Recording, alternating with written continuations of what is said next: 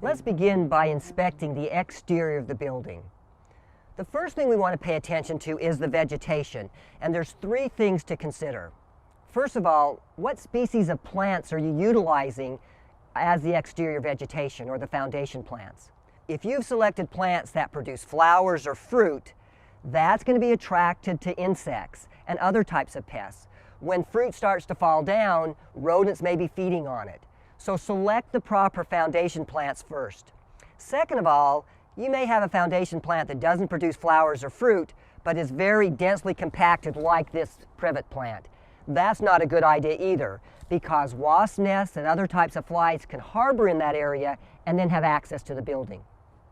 The third thing about vegetation is where's it spaced or where's it positioned in reference to the building. This is important because, like this plant, it's way too close to the building.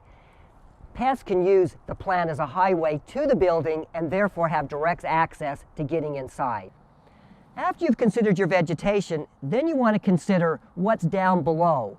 For example, here in this situation is a lot of mulch, almost 6 inches of mulch.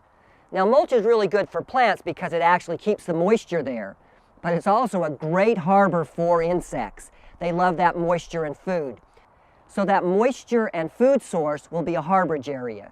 So we recommend that pine straw and other chip mulches ought not to be used around the exterior of a building.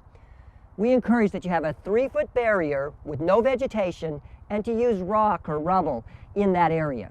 This is for two reasons. Number one, most pests don't like to live in rock. And second of all, rodents will be exposed if they're running on the outside of the building. They really like to be hidden. And when you have that 3-foot barrier of rubble, they're not going to be running on the outside of the building very often.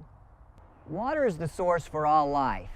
When you're doing your inspection, look around for water sources, puddles or other types of water situations. That may be where pests are actually congregating.